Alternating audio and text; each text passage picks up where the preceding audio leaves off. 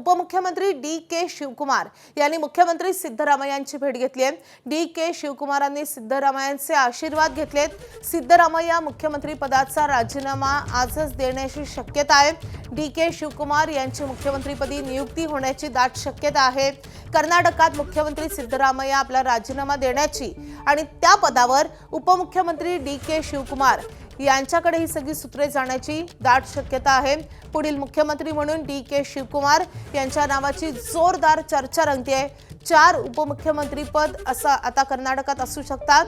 अडीच वर्षाच्या फॉर्म्युलानुसार नेतृत्वात हा मोठा बदल होण्याची दाट चिन्ह आहेत। तर आजचा दिवस कर्नाटकमध्ये खूप महत्त्वाचा आहे, कारण मोठा सत्ता बदल होऊ शकतो। सिद्धरामय्या राजीनामा देतील आणि डी.के. शिवकुमार हे कर्नाटकचे नवे मुख्यमंत्री असतील अशी दाट शक्यता आहे। तर कर्नाटकचे नवं सरकार नेमकं कसं असेल आपण पाहतोय। शिवकुमारच मुख्यमंत्री होण्याची दाट शक्यता आहे। तर 4 उपमुख्यमंत्री बनवले जाण्याची शक्यता वर्तवली जाते। दलित, अल्पसंख्याक, ओबीसी उपमुख्यमंत्री असतील असे सांगितलं जात आहे। नव्या मंत्रिमंडळात युवांना अधिक संधीची शक्यता आहे।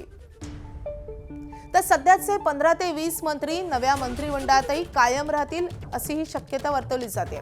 2028च्या निवडणुका डोळ्यासमोर ठेवूनच मंत्रिमंडळाची रचना केली जाईल। एबीपी माझा, उघडा डोळे बघा नीट।